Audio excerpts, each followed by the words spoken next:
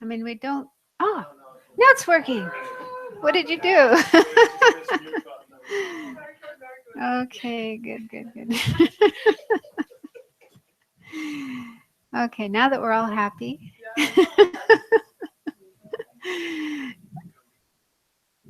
Okay, so we are looking at this subject of the art of happiness, based on the Dalai Lama's book, The Art of Happiness. And so we usually start with some meditation, just to get our minds in a good state before we begin. So sit comfortably.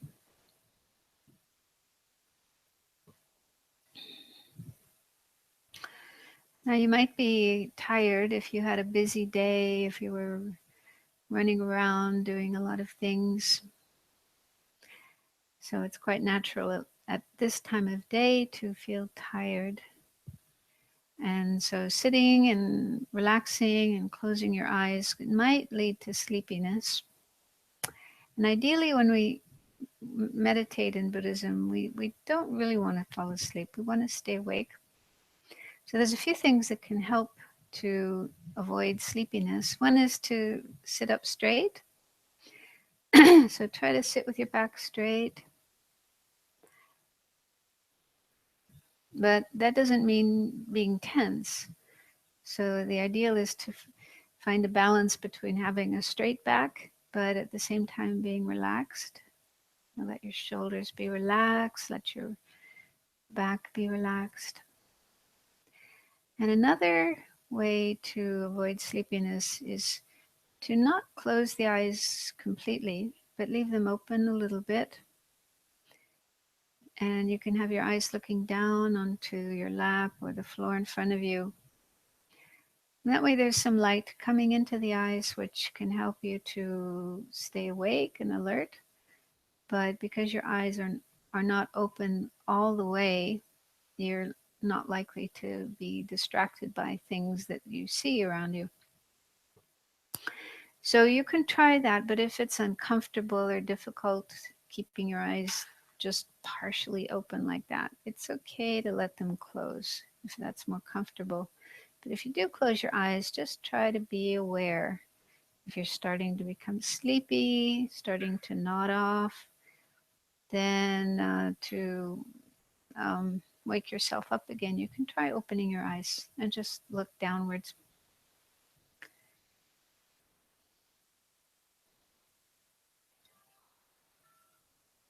So if there's any tension anywhere in your body, see if you can let it go. One way you can do that is just to imagine that it melts and flows out of you, kind of drains out of you. And you can imagine it sinking down into the earth below us, disappearing there. So just let all the tension in your body and in your mind flow out of you and disappear into the earth.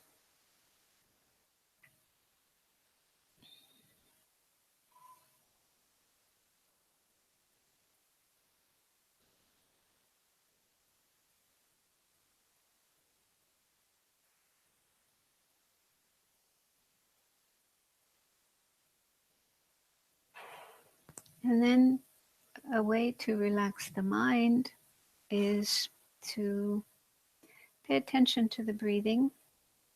Just let your breath flow in and out in a natural rhythm.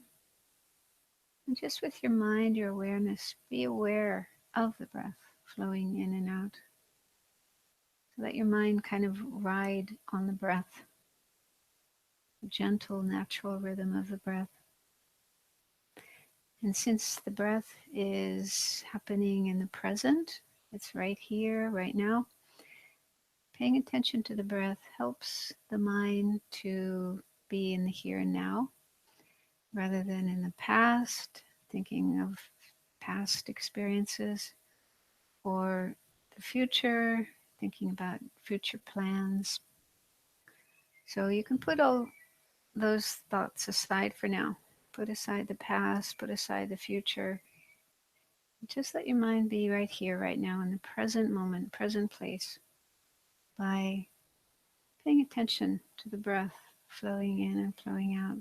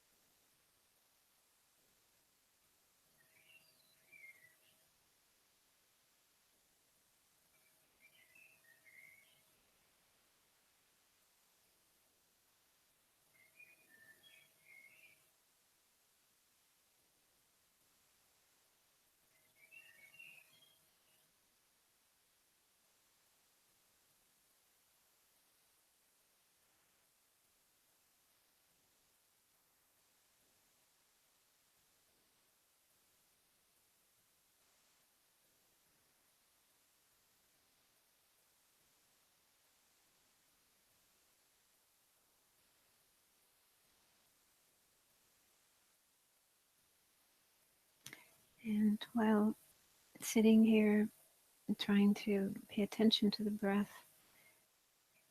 you'll probably find thoughts coming up in your mind. And this is because it's the nature of our mind to be busy and think about things. So thoughts don't stop just because we're sitting down and meditating. They keep coming up. So that's normal, that's natural. So when thoughts do come up in your mind while meditating, you can just say hello to them, let them come, but try not to get caught up in them. Instead, let them go, because they are impermanent anyway. They are not permanent. They're like clouds that pass through the sky. So you can just notice the thoughts and say hello to them, and then let them go and come back to the breath. So when I say hello to the thoughts, what I mean is, don't be judgmental or angry or critical or upset about the thoughts. Instead, just let them come and let them go, and then return your awareness to the breath.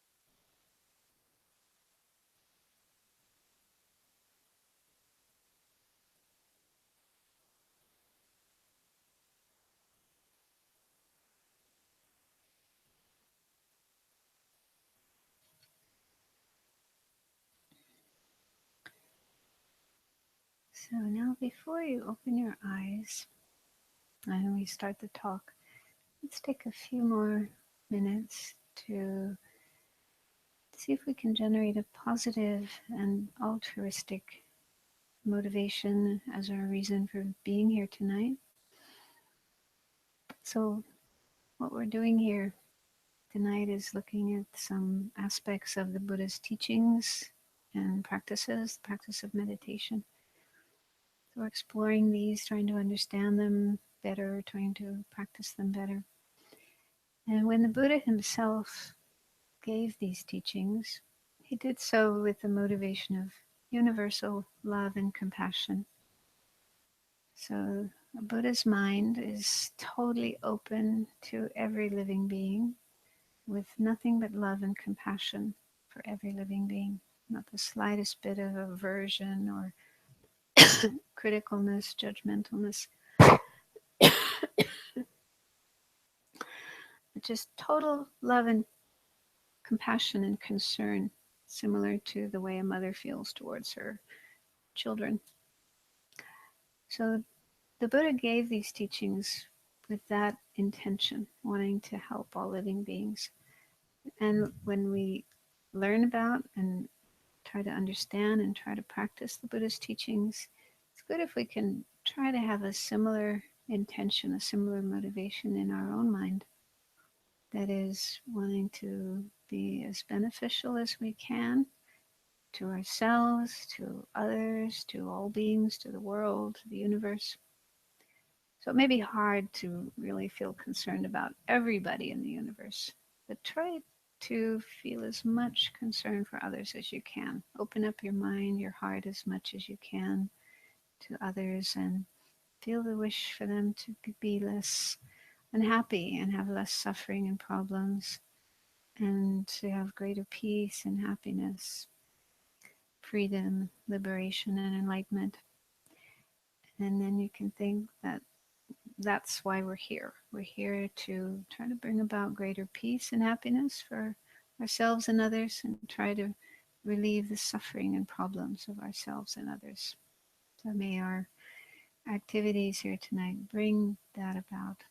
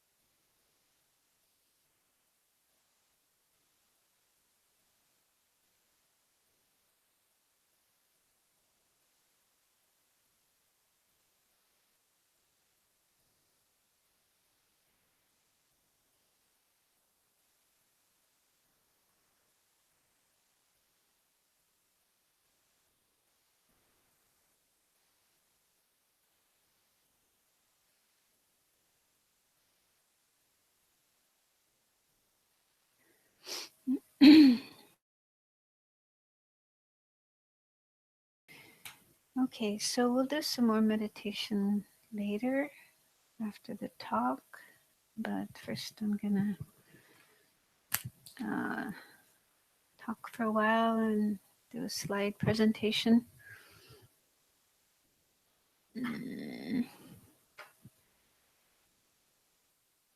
Someone turn on that machine up there.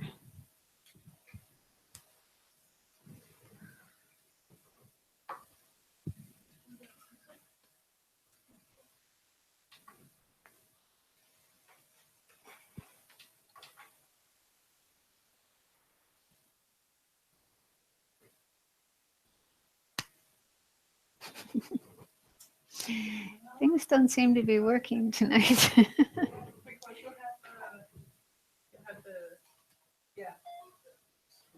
Ah.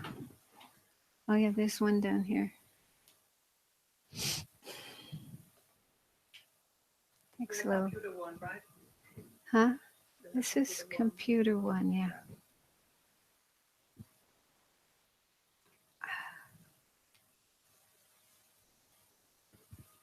Yeah, that's working. Okay. So this is the fourth talk in this series based on this book, The Art of Happiness, co-written by His Holiness the Dalai Lama and Howard Cutler, American psychiatrist. So I think one of the basic premises of the book is that, as Buddhism says, the purpose of our life is to seek happiness. We all have the right to achieve happiness. We all have the ability to achieve happiness. We all can achieve happiness. We should achieve happiness. Happiness is something everyone deserves. It's just a question of learning how to do it, how to find happiness. And happiness, when we talk about happiness in Buddhism, it doesn't just mean, like at a cocktail party, everybody's laughing and joking and that kind of thing. But even to have our basic needs fulfilled. For example, food, that's a pretty basic need. If we're hungry and we don't have food to eat, then it's hard to be happy. Right? Instead, we're unhappy. So when we get some food to eat and our stomach is full, we feel happy. So that's one kind of happiness. And then there's many, many other kinds of happiness as well. So the idea is that all beings deserve happiness and want happiness and can achieve happiness and be free of suffering. But does happiness, getting happiness, does that mean that we always get everything we want?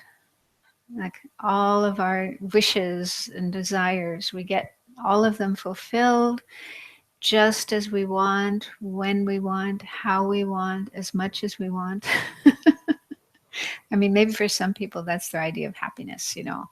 I want to get everything that I want just the way that I want it. I don't think the Dalai Lama would agree with that. The Dalai Lama talks about the importance of our mind, and that's the real source of happiness is our mind, working on our mind. And it isn't just a question of having everything we want, as much money. And some people would like to be a millionaire or a billionaire, and they may think that they can't be happy unless they can achieve that. So that's really limiting yourself. If you think, I can't be happy unless I have $1 million, or I can't be happy unless I have that person, that beautiful, wonderful person, in my life, or I can't be happy unless I have this and that. So some people really limit themselves and think, they need certain external things, material things, in order to be happy, and they can't be happy without those things. Whereas the Dalai Lama and Buddhism in general talk about the importance of contentment.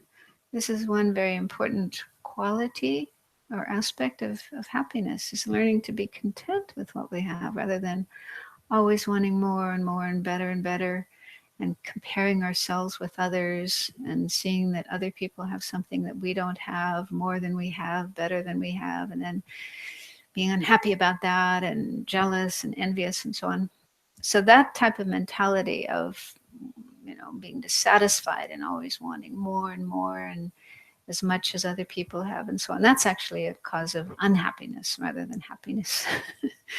So the Buddhist recipe for happiness includes, among other things, contentment. Contentment is just, it doesn't mean you have to be content to live on the street, homeless and hungry, but being content with what you have.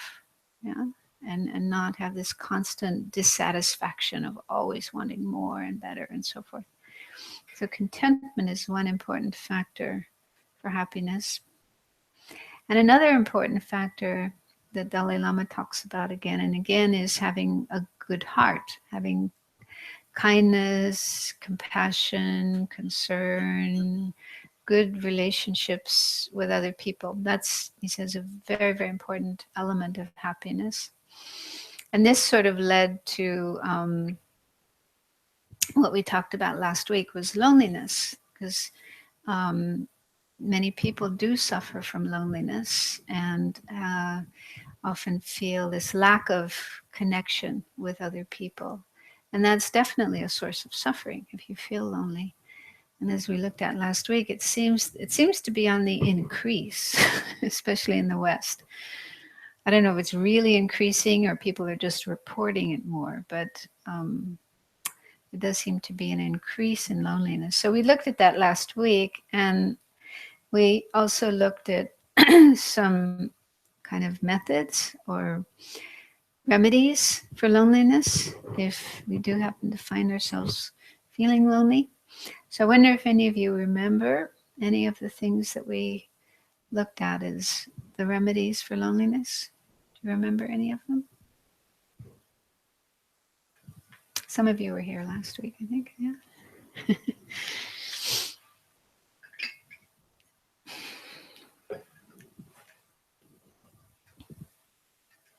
Nothing? Probably contentment is a person. Well, we didn't talk so much about contentment with respect to loneliness. That was more one of the earlier topics, just in general, being content with how much wealth we have and so on.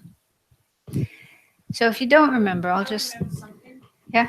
I think about remembering that we are one with the rest of the human beings on earth. That we all know how we all know the feeling loneliness, so we can share it and we can help each other through it. And when we share it, we well Feel less lonely. Our connection with others when we share it. Yeah. That was one of the things that I.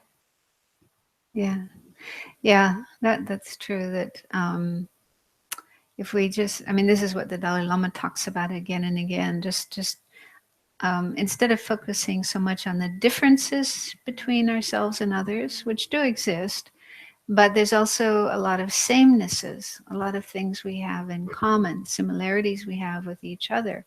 And if we focus more on those, then we'll feel closer to each other. We'll feel more connected, and then we'll feel less lonely. So, this is actually a classic Buddhist practice, is to contemplate that myself and others are the same. We all want happiness. We don't want to suffer. We all come out of our mother's womb as tiny little babies, frightened and hungry and crying and totally dependent on our parents and other people to take care of us. And there's just many things we have in common with others. So if we contemplate those more and become more familiar with those, then we feel closer to each other. And like you say, yeah, everybody does experience loneliness sometimes. So if we are feeling lonely, what happens sometimes is when people feel lonely, they may also feel bad. They may feel ashamed. They may feel, oh, what's wrong with me? Everybody else is having a great time.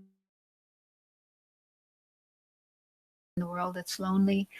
And that's just not true. It's a fantasy. Everybody feels lonely sometimes. So there's no need to be ashamed of it or, feel like a failure. It's one of the things Howard Cutler talks about, that people who are lonely sometimes feel like they're a failure. But that's not true. It just happens to everybody sometimes, and it's not our fault. It's not within our control. So that's one thing that's helpful to contemplate, so you don't feel so alone in your loneliness. Other people are lonely too. And then some other things that we looked at were just to accept it. Don't be ashamed of it, and don't try to deny it or pretend that it's not there, but accept it, acknowledge it. Accept that is there, and give yourself kindness and compassion. But it's also, I talked about a report or some advice from one British psychologist who pointed out the dangers of loneliness. So there's actually harm physical and mental harm from loneliness. If people spend too much time alone, it can actually harm their health. It can lead to heart problems and lower your immune system. And it can also lead to psychological problems, mental health problems. So there's actual dangers of loneliness. So if you do find yourself feeling lonely, it's good to try to remedy that by trying to connect with other people. Make sure that you don't spend so much time alone and spend time with friends, family, or join groups, clubs, volunteer. Yeah. So it's important to recognize loneliness is a health hazard. So if it's happening to you, try to take care of it, find a solution for it. And it's also helpful to remember that it's something impermanent. It's not permanent. And that's true with all of our disturbing emotions, depression or anxiety or anger or whatever. They come and go in our minds. They come and go in our lives. So there may be times when we feel that way, but we're not going to feel that way forever. So it's really helpful to remind ourselves of that. And that will also take away some of the pressure, some of the stress of it. Because otherwise we may think, I'm lonely and I'm going to be lonely forever and ever. It's never going to go away. And then that makes it seem much heavier, much worse, much, more painful. But if you think, okay, I'm lonely today, but it's not going to last forever. It's going to change. So Just remember the Beatles had the Lonely Hearts Club band. there was also that song, All the Lonely People. Oh yeah, that's right. Eleanor Rigby, All the Lonely People. Yeah. So they were into that, the Beatles, right? Yeah.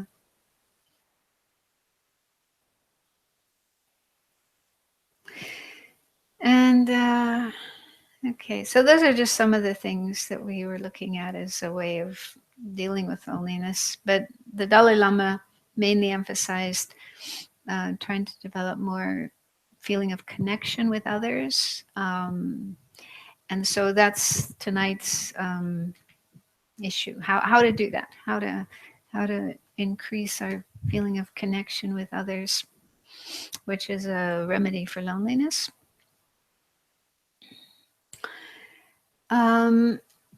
So in the book, Howard Cutler mentions going to some teachings by the Dalai Lama, and in these teachings he spoke about, there's this term used in Tibetan Buddhism, I don't know if it's in other traditions, but they call it the field of merit, or the merit field.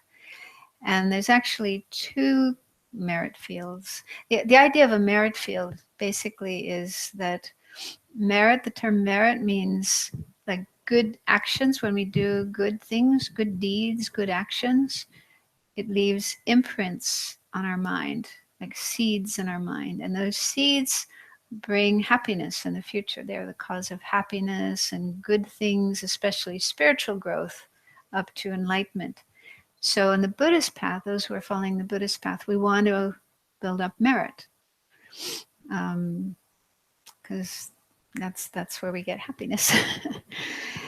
And then how to build up merit, how to create merit. So one way is in relation to holy objects such as Buddhas and bodhisattvas and teachers, spiritual teachers, and so on. So the sort of holy beings. But another way to create merit is in relation to just ordinary sentient beings, like the people around us all the time, the sentient beings in the world, the sentient beings in the universe. So we can create merit in relation to them, for example, by practicing generosity, just giving money, giving food, giving whatever. And this is a bit, everybody knows about this. I just read yesterday about some man in Australia who gave away $40 million. They say it was the biggest single act of generosity that had ever been made in Australia. $40 million. He had billions, so for him, probably $40 million isn't that much. But who did he give it to? Oh, it was all different organizations to help poor people, disadvantaged people, and so on. I don't remember that there was kind of a long list of it. So it's wonderful. There's a lot of people practicing that, giving away money, giving away what others need. So practicing generosity benefits others because they get what they need, but it also benefits oneself because we're creating this good karma, merit, which will bring happiness in the future.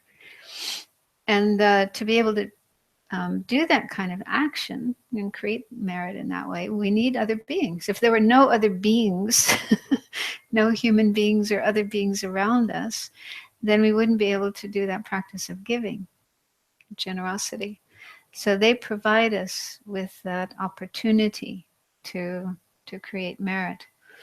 And it's similar with other kinds of positive or virtuous actions, such as ethics, which includes things like living your life in a way that you don't harm others. That's a very important Buddhist practice, like to abandon killing and stealing and lying and so on, actions that harm others. So living your life in such a way that you really try as much as you can not to harm others. So that's the practice of ethics. So that's another way of creating merit. And to be able to do that kind of practice, we need other beings. Yeah? If there were no other beings around us, then it would be hard to practice ethics. And patience, that's another one.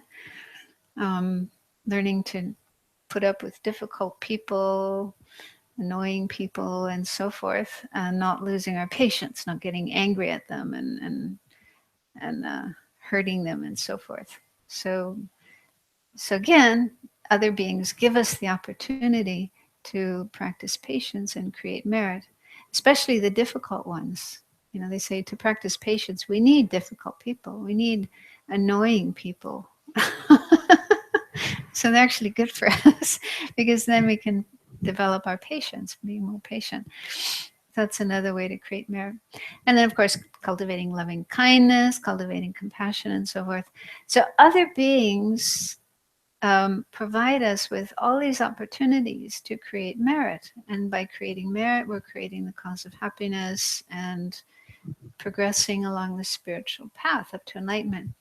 So the idea of calling them a field of merit, just like a field, if a farmer has a field, or if you have a garden in your backyard, and that means you can cultivate, you can, plant seeds and grow flowers and vegetables and corn and whatever. So you plant your seeds in the field, and then you get this crop, the result. All kinds of nice things to eat. So in a similar way, sentient beings are like a field in which we can, bring about the results of merit and happiness.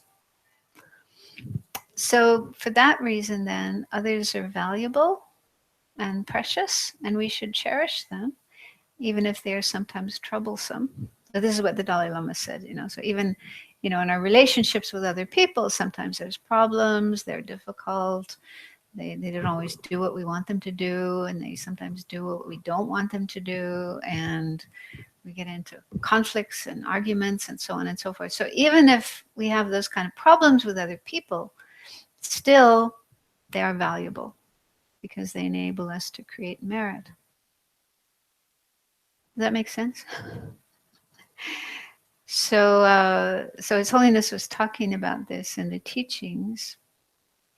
And he also mentioned another point that others actually are kind to us because they provide us with everything in our life.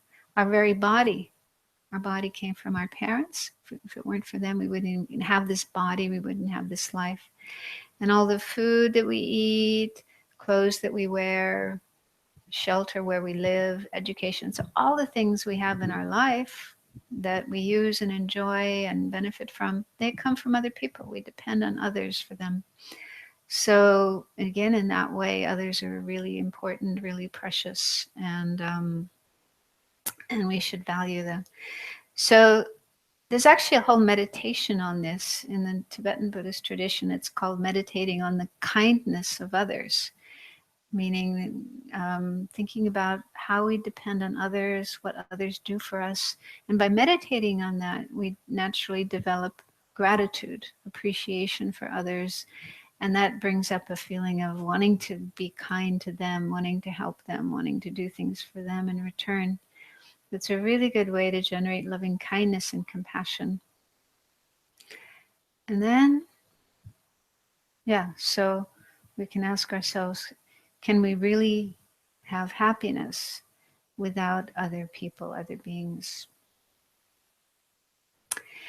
And then in the book, at this point, Howard Cutler, I like, one reason I like the book is because he sort of plays what we call the devil's advocate. Do you know that term, devil's advocate? You know, he doesn't always just say, oh yes, the Dalai Lama says this and it's completely true and I agree with it and so on. But he will talk about difficulties that he has with some of the things that the Dalai Lama says. So at this point, he said he had some difficulty when the Dalai Lama was talking about this, because he said his conditioning from his education, years of rational scientific education and thinking and so on. So when he heard the Dalai Lama talk about this topic, he felt kind of bored and uncomfortable because he feels it's kind of sentimental. You know this expression, touchy-feely? Yeah, this expression in English, touchy-feely. Have you heard that one? Some people, yeah, when it comes to talking about kindness and compassion and feelings and emotions, some people say, oh, that's too touchy-feely for me. I kind of feel uncomfortable about that. I don't know. Does that make sense? So anyway, Howard Cutler was admitting that he was feeling this way when the Dalai Lama was talking about kindness and compassion and so forth. And he also had some resistance to this idea that we are dependent on other people, because he says he has this feeling of wanting to be independent and self-reliant and not wanting to be dependent on others. But then he says, as he was sitting there listening to the Dalai Lama talking, he said he saw there was a loose thread on his shirt that he just sort of absentmindedly pulled out. And then he just found himself thinking about the shirt that he was wearing and where the shirt came from, and how, you know, there were farmers who grew the cotton, and then, you know, there were people who sold a tractor to the farmer so he could plow his fields. So there were people who made the tractor, and people who made the metal from which the tractor came from, and so on and so forth. And then people who processed the cotton and made it into cloth and made it into a shirt, and then, you know, sent it overseas. And so he just went into this whole this whole way of thinking about all the people that were involved just in making this shirt that he was wearing. And just this huge number of people. And he said he could see his mind changing. His mind became kind of soft and caring towards all those people. So he said, let's read what he said here.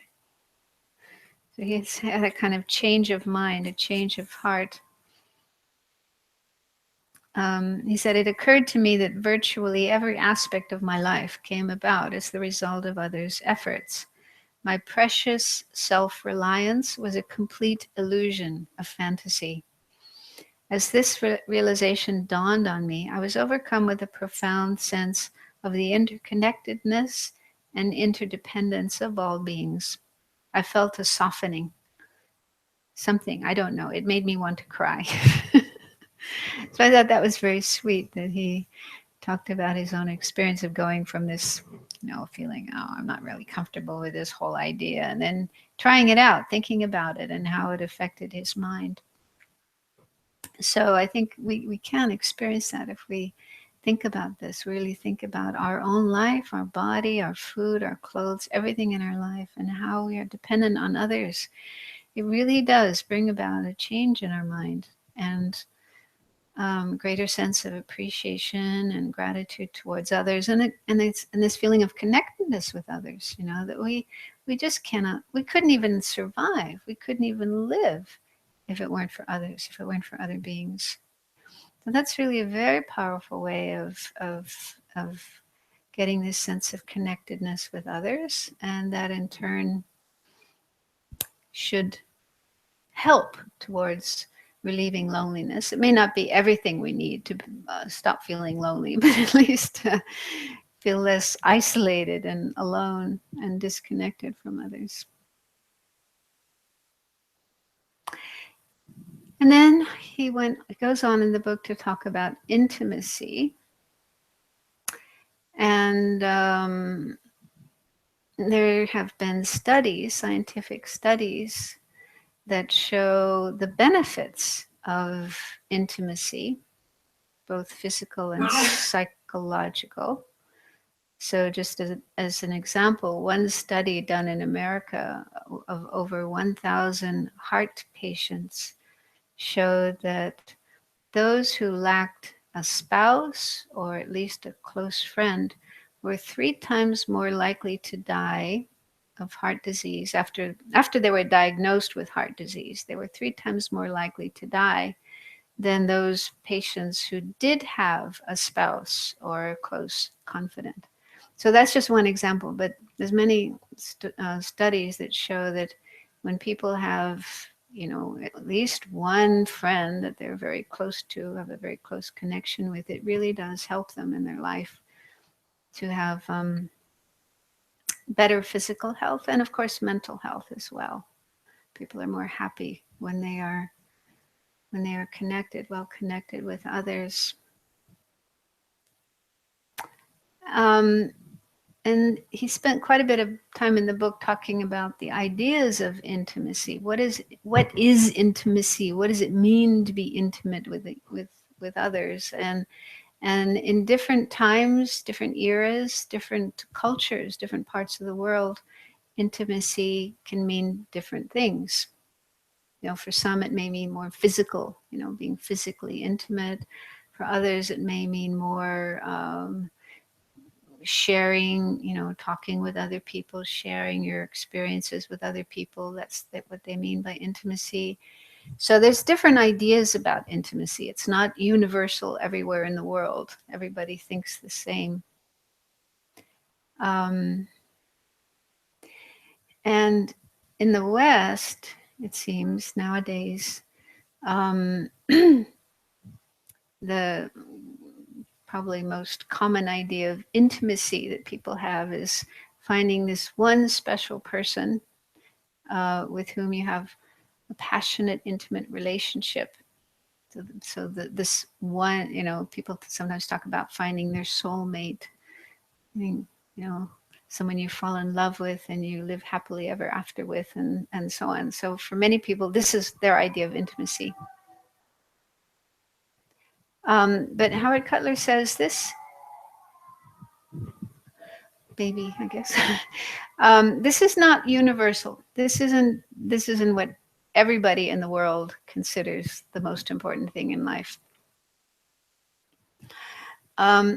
Some years ago, just to talk about my own experience of this, I was staying in Malaysia for a period of time, and I met quite a few people there who were women in their 50s, 40s, 50s, 60s, who had never been married, and had no interest in being married. They were quite happily unmarried. And they had very happy, satisfying, fulfilling lives. They had friendships, of course, but they just didn't consider marriage an important thing. And I don't know how, I've never been married myself, and then,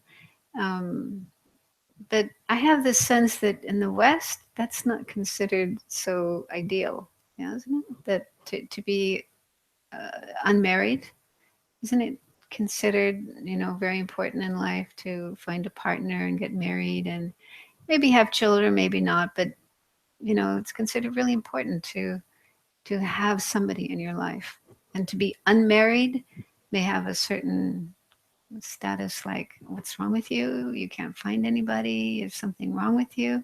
I don't know. Do you have that sense that in this country or in other countries that it's kind of a lot of. Yeah, but maybe not the marriage.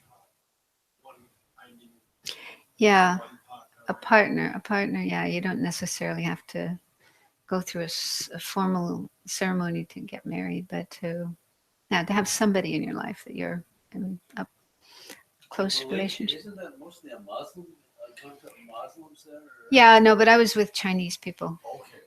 But that's I mean, I think most of the Malaysians were married. I mean, the Malay Malaysians, the Muslim Malaysians. But no, I was with Chinese people.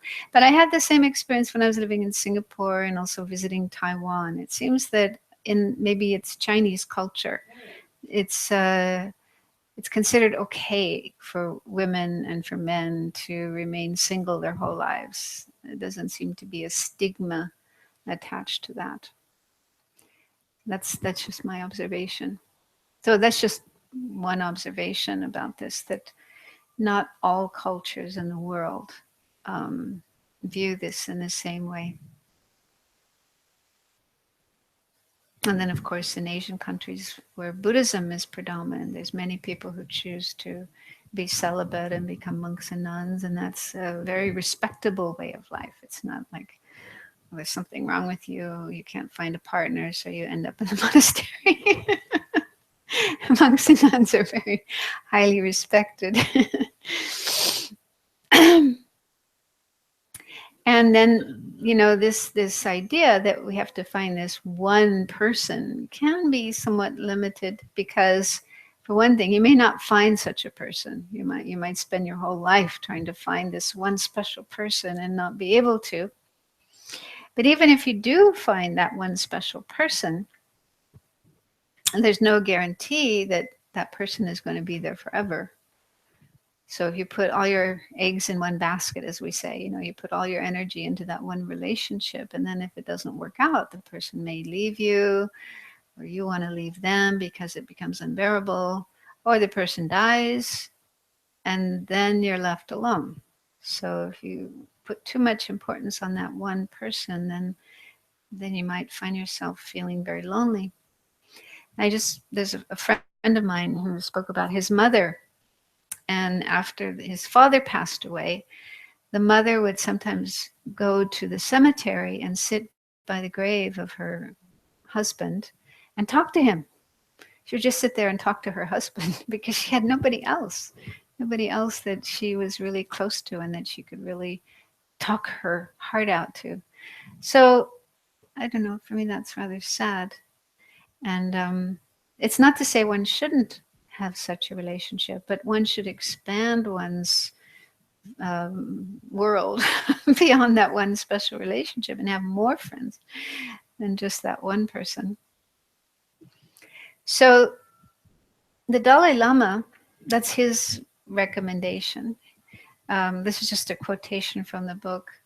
The Dalai Lama's model of intimacy is based on a willingness to open ourselves to many others, to family, friends, and even strangers, forming genuine bonds based on our common humanity.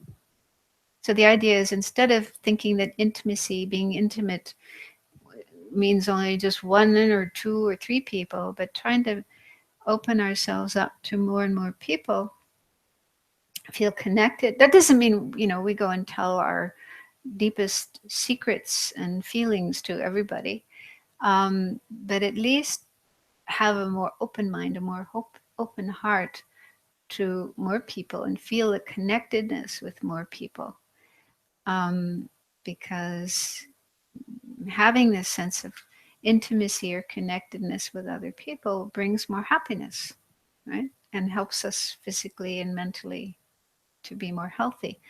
So if the more connectedness we can feel with people brings more happiness, then it would make sense to try to feel connected with more people rather than just a very limited. Does that make sense? I'm kind of summarizing. There's a lot of material in the book about it, so I'm trying to summarize it and make it short. But the idea is, if we can feel more connected with more people, then that enables us to have more happiness. Yeah. but that may not be work for everybody. But that's what His Holiness the Dalai Lama finds, because he said he never feels lonely. He never experiences loneliness because he feels connected with so many people in the world, and sees everybody as his brother and sister. So that's his way of avoiding loneliness. Oh yeah. I guess in times of war, people feel much more connected because they have a common enemy. I know in Denmark during the occupation, there was people were much more connected probably than in peacetime. Yeah, it doesn't even have to be a war. Like just today, for example, when I heard the news of the terrorist attack in Manchester, Yeah. and I just felt, immediately connected with the people in Manchester who were affected by that, who lost family, friends, who were terrified, traumatized. And similar happened, was it last year or the year before in Paris, when there were a number of terrorist attacks at the same time, and like the whole world just rallied around and sent all these messages and did all these things to show their support, their solidarity with. So I don't think it necessarily means feeling angry at a common enemy, but just connecting with the suffering of those people, just understanding, empathizing with what is going on with those people, how painful that is for them, and how we support them in this difficult time. So it's possible to do that without feeling angry at an enemy, and Yeah. ideally, as a Buddhist, we would, because they suffer too. They have suffering too. So, but just to feel a common sense of humanity in the difficulties, the suffering and the difficulties that they are going through, and that we want to give our support, our comfort in whatever way we can.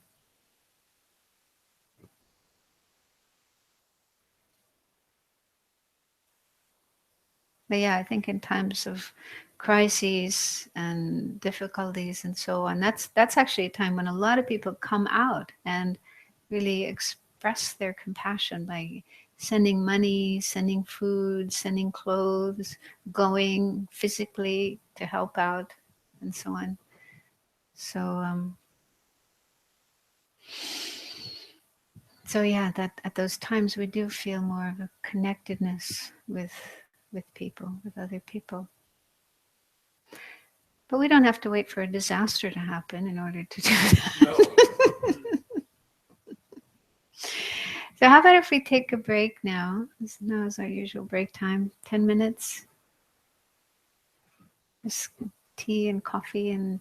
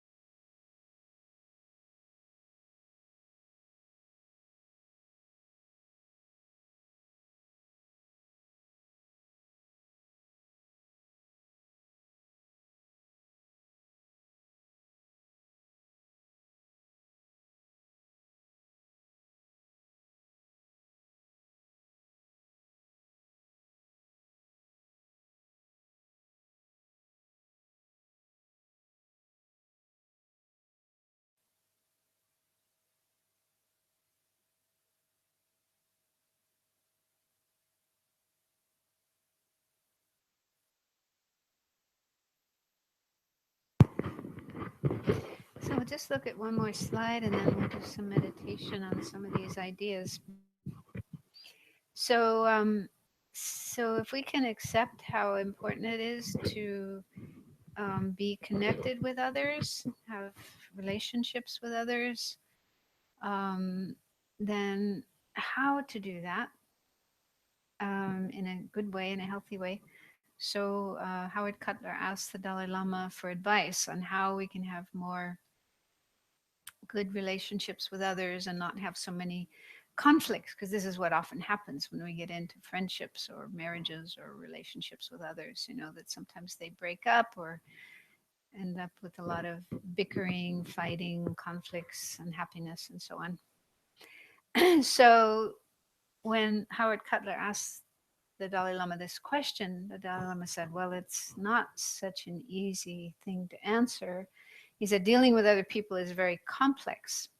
And we can't just say there's one magic formula that will work in every case to make all our relationships go well and solve all our problems.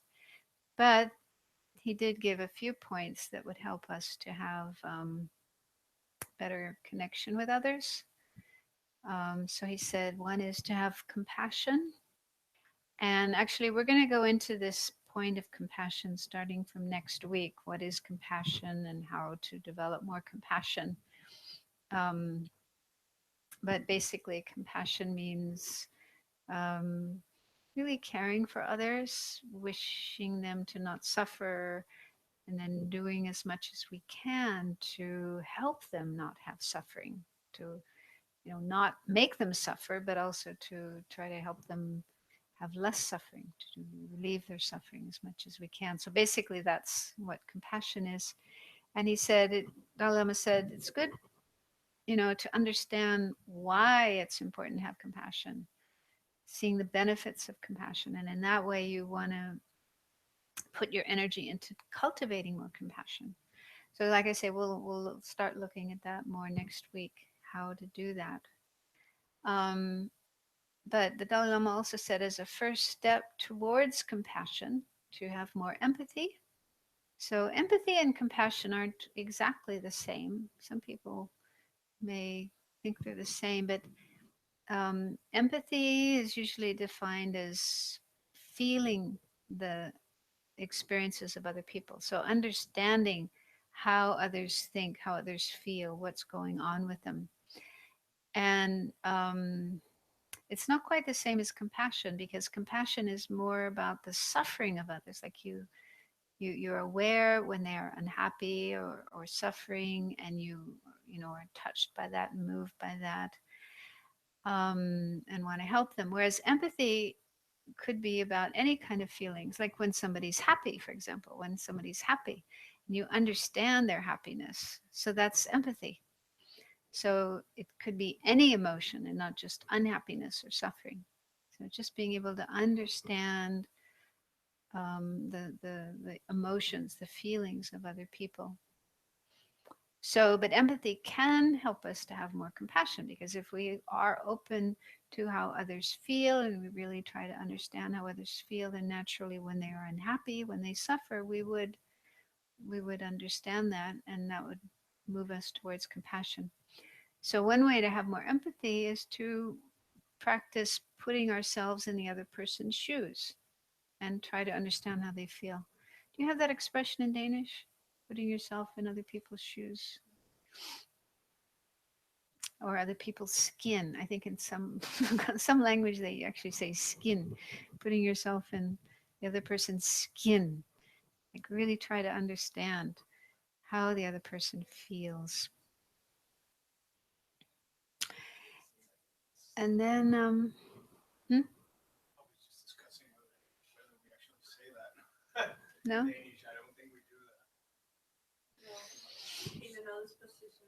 Yeah, Okay, doesn't matter so much. But the basic idea is just try to see things from the other person's point of view or perspective, or what's going on with them. We should say, if I was in your shoes, yeah. When you should be in your shoes, yeah. Like this. Yeah. Um, And then another point is, as we've looked at before, just trying to focus more on how we are the same with others, focus on the samenesses, the similarities that we have with others, and less on our differences. So that will also help us connect more with others.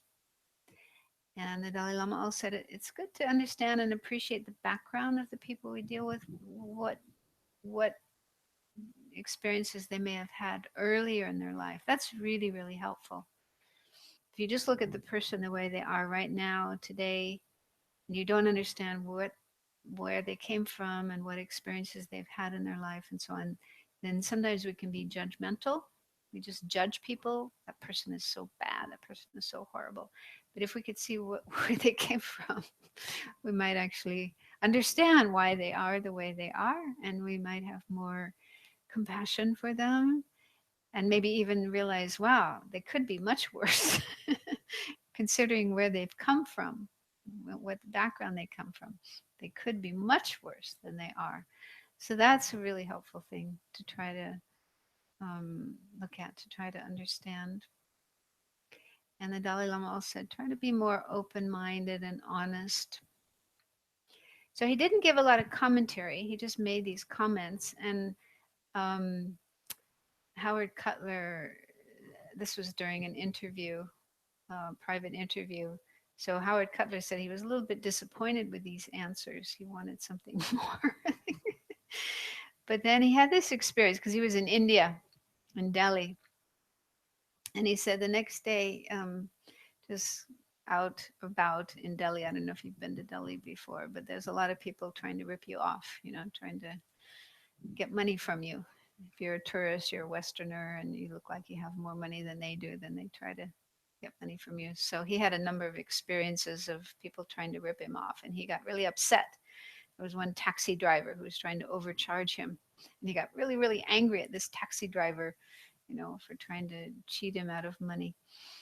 And then he was with another friend they've been talking about the Dalai Lama's advice. And this other friend, said, well, just look at, this person's background and where he's coming from and what his life is like and so on and so forth. Then you can understand why he's like that, why he's trying to get a bit more money out of tourists and so on.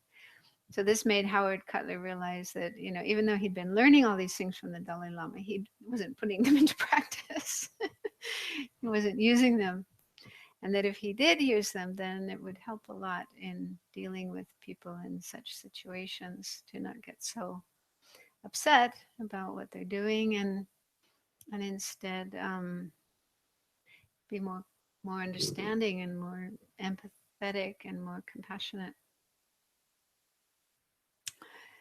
So I think we'll stop here and then just do some meditation on some of these points, on how to have more connection with others. And I think I'll go back to what we looked at in the very first slide of the Dalai Lama saying that other people, other beings are like a field for us to accumulate merit, to accumulate good karma, or we could say positive actions, virtuous actions, which is good for us because it means we are creating the cause for our own happiness in the future. But of course, it's also good for others if we practice in this way. So it's good for everybody involved. Do you want to turn that machine off so that we don't have that noise going on?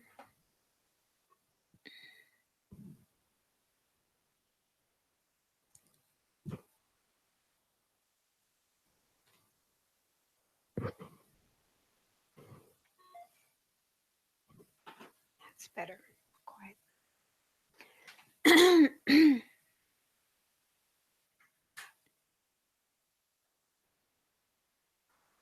Okay, so start by sitting comfortably. Try to be as relaxed and free of tension as possible. And just let your breath flow in and out in a natural rhythm.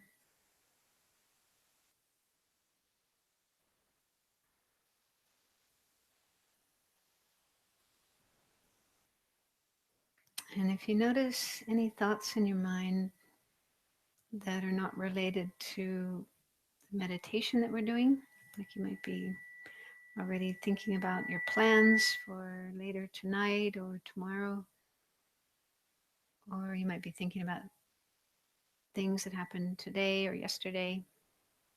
So, any thoughts in your mind that are of the past or the future and not related to what we're doing right here, right now, just put those thoughts aside for now and decide to do the best you can to stay focused on the meditation that we're doing.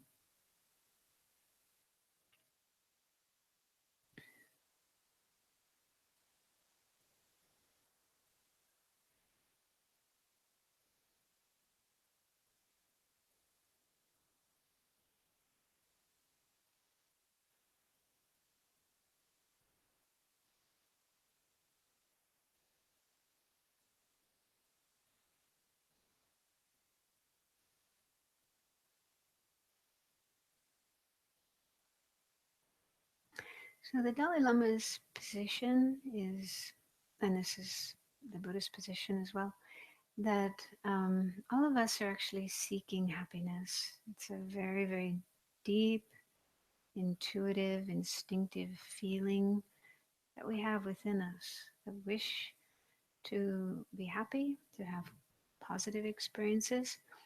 And the other side of that is the wish to not suffer, to not have pain or any bad experiences.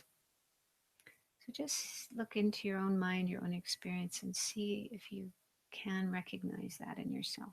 The feeling, I want to be happy and I don't want to suffer.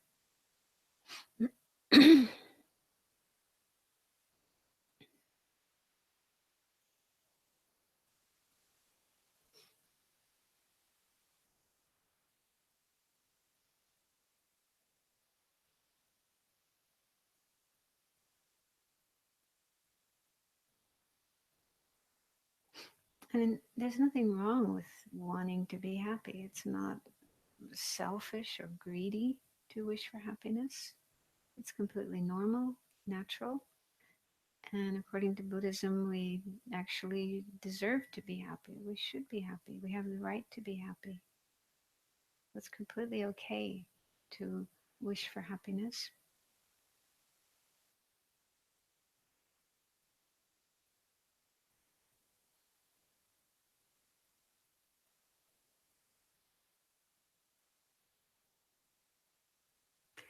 And the Dalai Lama says it's also the case that our happiness is dependent on others. We cannot be happy completely independently on our own, disconnected with others. But we need others in order to be happy. One obvious way to see that is that we depend on others for basic necessities in our life. For example, food. So we need food to stay alive, not get sick and die. And most of the food that we have comes from other people and other beings. We depend on others for food and for water and drinks, for clothing, for shelter, and so on. So, in fact, for all the things in our life that enable us to be alive and comfortable and happy, we are dependent on others.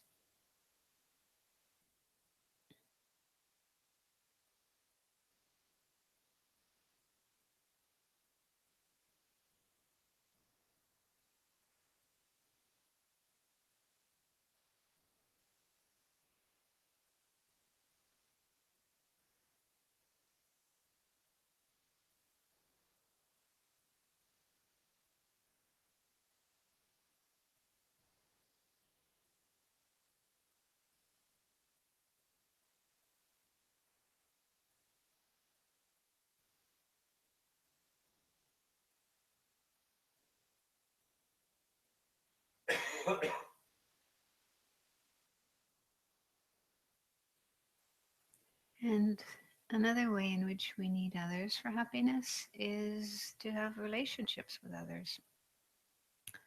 There may be some people who can live like hermits and stay all alone in a cave in the mountains or a little hut in the jungle and be completely happy and content without the company of other people. But most people can't be like that. Most people wouldn't be happy in such a situation. They need the company of others. They need closeness with others. They need friendships with others in order to be happy.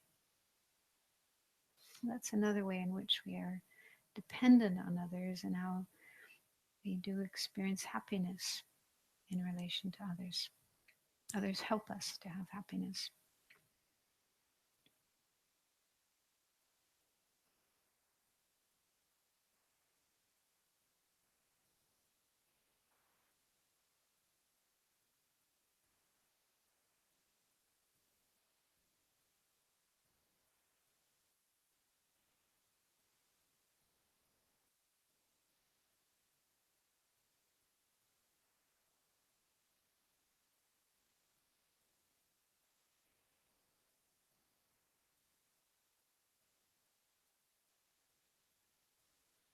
So if we can recognize and accept the role that other people and other beings play in our own lives and how important they are for our own happiness, then hopefully that will give rise to a sense of appreciation and gratitude towards other people and other beings. And they are like precious and valuable for us. And it would be difficult, if not impossible, to be happy if it weren't for other people and other beings.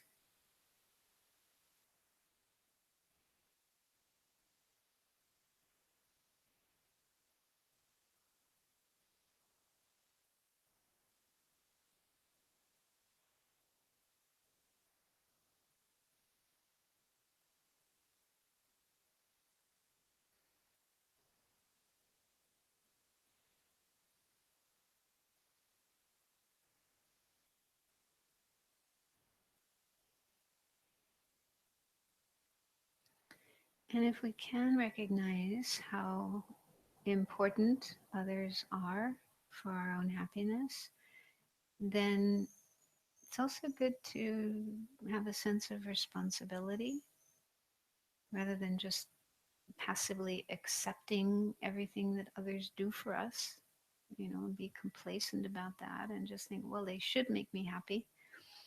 So that wouldn't be an appropriate attitude to have. Instead, it's best to feel that we have a role to play in this relationship, that we need to have positive qualities, positive attitudes to others, like compassion, love, kindness, and try to be helpful to others as much as we can, and not just take for granted that they do things to make us happy.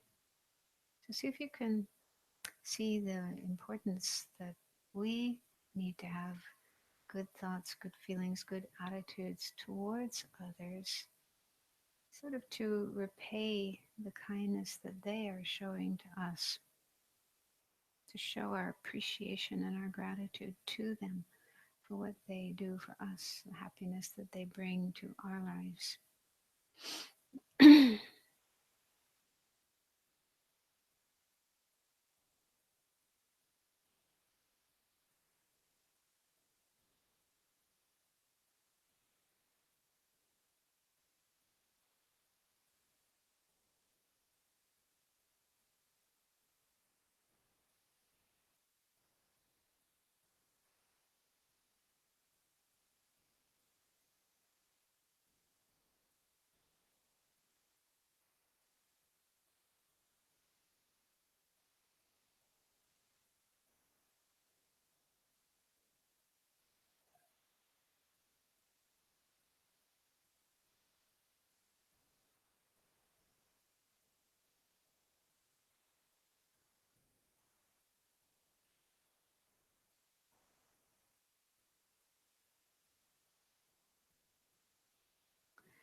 Now, whatever degree of that feeling you were able to get in your mind, that feeling of how others are important and precious and valuable, and that we need to have an attitude of cherishing and kindness, compassion towards them, of good feelings towards them. So if you're able to get a sense of that in your mind, and that this is something you need to do as much as you can in your life, then just try to hold your mind on that feeling. Try to focus on that feeling. Keep that feeling in your mind, just single pointedly.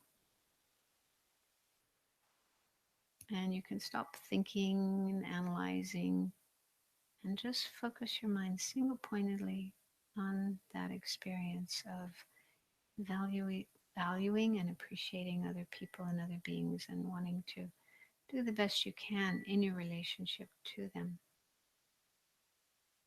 Just focus on that so that your mind gets very strongly familiar with that particular feeling, that state of mind.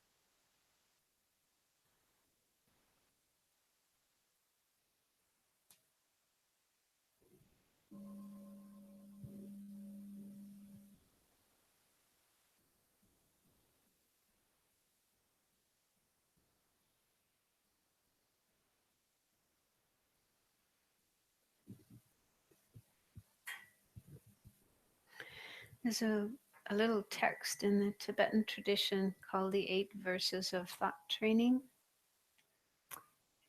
It's a nice little text because it only has 8 verses, but each verse is really powerful, full of meaning. And the first verse of that text, it says, with the thought to attain enlightenment for the welfare of all sentient beings who are more precious than a wish fulfilling jewel, I will constantly practice holding them dear. So it's saying that other beings, sentient beings, are more precious than a wish fulfilling jewel. They talk about this wish fulfilling jewel. I guess it's a bit like Aladdin's lamp. You know, it's something that if you have it, then you make wishes, and whatever you wish for will come true. So maybe it's like having a credit card. You know, you can just get anything with a credit card when you have money in the bank. But anyway, it's saying that sentient beings, other beings, are even more precious than a wish fulfilling jewel. And the reason for that, I mean, it takes a while to understand why that is, but it's basically what we are looking at tonight, that in relation to other people and other beings, we are able to do so much good, create so much merit, but also they do so much for us. They provide us with everything that we have. And so if you think about this and contemplate this and get more and more familiar with it, then you do start to see that. And I'm not there yet, but I can imagine, you know, if I could really feel that way all the time with every person, every being, it would be so beautiful. You know, every living being, even the mischievous ones, the difficult ones, the annoying ones, even they, you could see them as precious, like a wish fulfilling jewel, because they give us the chance to practice patience and, of course, ethics and so on. So they actually help us in our own practice, in our own spiritual development, get closer to enlightenment and create the causes of happiness and so on. So it's not what we normally think, you know, it's not our normal way of looking at others, but it's possible to, you know, contemplate these ideas and eventually come to see others as precious. And I think this is why the Dalai Lama is able to, one of the reasons why he's able to feel this connectedness with other people and other beings, and how everybody's like a brother and sister. And that brings so much joy in your mind and your life. And instead of feeling disconnected and lonely and angry and negative towards others, it's a much more positive way of living your life and dealing with other people and beings. Anyway, I'll stop there. I've talked enough. And we have a few minutes left if anyone wants to ask a question or make a comment or add your own thoughts to this topic. You know, I was thinking cockroaches. Are there cockroaches here? I think they have them in Denmark, but in San Francisco they're a problem. California they're a problem. Florida they're really a problem. Singapore, Southeast Asia. Really a problem there? I mean, when you open up a drawer, there's a waterfall of cockroaches that come up. Where? In That's what California? the bug people told me. Oh, in Florida. Yeah, in warm, humid countries. That's where you have problems with them. Because I don't know how people can practice strictly Buddhist practices in places like in the tropics where I mean, I don't know how it is in Thailand with the insects. They say it's a Buddhist country. They have teak wood though, which is very resistant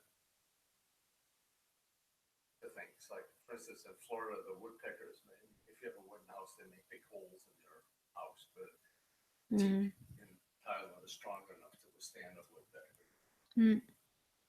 But do they have cockroaches in Thailand? Or? Probably. They have them in Singapore, India. Yeah. And mosquitoes. I mean, the really difficult one is the mosquitoes because, I mean, cockroaches are not really harmful, but mosquitoes carry malaria, dengue fever, and now this new one, Zika. Is it Zika virus? So there's a new one now? the Zika virus. That's That's in South America. Well, they say it, if a woman, it can cause, what is it? They get these children with a very slim part of the brain that have this small heads. Yeah, so if a woman is pregnant and she gets this virus, it can damage the baby. So it's a huge problem. So, I mean, if you just allow the mosquitoes to live and breed and go around biting people, then it can really cause a lot of suffering. Yeah, I don't know how, because Thailand has huge, huge mosquito population. So being a Buddhist country, I don't know how they deal with that one. You have any idea? Have you heard? Yeah. I remember in the history when they were building the Panama Canal, the French tried to do it first, and about 30,000 of them got killed by mosquitoes. And then when the Americans did it, the first thing they did was they drained all the swamps, you know, so the workers wouldn't be killed. That's how they succeeded. Yeah, I mean, I don't know where you. Well, I mean, Well, as a person, as an individual, you can only really take care of yourself. Yeah. You can say, I'm not going to kill. I lived in Singapore 11 years and I didn't kill mosquitoes. So, you use mosquito nets, cream. There are things you can do to keep so you them never had away. to kill a mosquito all the time? No, no. But then if you're in, in the government level, if you're, responsible for the health of a population, then it becomes more challenging. But what many people do in Singapore anyway, they call in the exterminators. They go around with these machines that send out clouds of poison. I mean, I never liked them, but Yeah, in this Florida is what they do. that too. But so, I mean, we can only, look after ourselves and our own karma. So we can make the decision, I'm not going to kill But if and you had like one land on you and it was gonna, give my blood. yeah, Take a malaria. chance. I Yeah, never mean, got dengue fever. I never got yeah, I mean, I malaria. don't care about giving my blood to a mosquito, but if it's gonna cost me malaria, that's a whole different thing. Yeah, but you can also shoo it away. You don't have to kill it. Oh, yeah. Yeah. Yeah. So, yeah, these are challenges. Mm. Just wait for it to train them. Help killing it. Yeah, I don't know what level it affects you. I mean, if it just stays there longer, the infection's gonna sink in. Mm. But I think what you were saying, Victor, on the government level, you have to make decisions. So if you're a mother and mosquitoes on your baby, I mean, you have to put your baby first. I mean, Yeah. Yeah. So, I mean, the idea is you just try try, yeah. your best to live with an awareness of other beings and that you Yeah, don't want to I kill agree other with beings. that. You just That's- try your best, but yeah. sometimes it's very difficult. Sometimes you have very difficult situations and yeah. I was having that discussion with a girl in California, and I was saying, oh, you should kill ants, and I was washing her car in the driveway, and suddenly I felt some tickling. I looked at my leg, and there was ants that crawled all the way. I mean, I couldn't even see my leg, and when I washed her car, I drowned out an ant colony, and they were quite angry, so they were attacking my leg. So the only thing I could do was use the hose on them. Hmm. I mean, it wasn't intentional that I drowned out their colony, but I probably killed 100,000 ants, maybe, or 50,000 probably. Yeah. Denmark is probably a relatively easy country. It's Being so relatively easy, cold, you don't yeah. have so many insects here. You have the Nothing. tails. Warm countries, tropical countries, it is very challenging. So you just do the best you Yeah. can. Um, that's what I figure. Try to live non-violently. And also have compassion. So even if you do accidentally or Yeah. without choice, you just send as much compassion and kindness as you can. And Yeah. mm. So we'll stop there. And what we usually do is make a dedication of the positive energy, the merit created by coming together and doing meditation, listening, talking about, and trying to understand these teachings. So we've definitely created some merit tonight. And just as at the beginning, we thought about others and tried to generate a compassionate attitude towards other people and beings and wanting to help them as much as we can. So remember that. And at the end, we can dedicate the positive energy, the merit we've created to others, wishing that this merit will help not only ourselves, but others, all beings, to find a way to be free of suffering, to achieve greater peace and happiness, and eventually reach enlightenment, the fulfillment of their highest and deepest potential.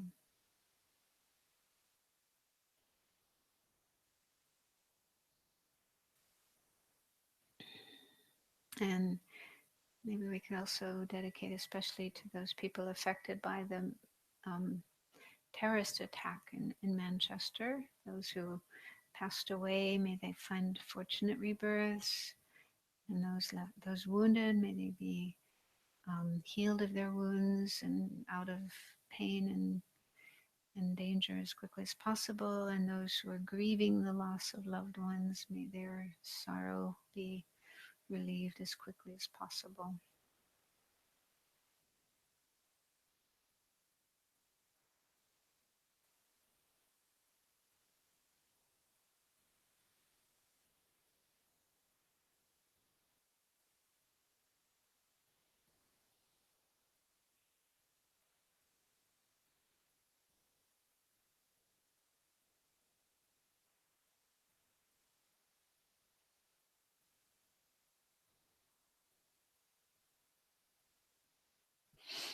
Okay, thank you.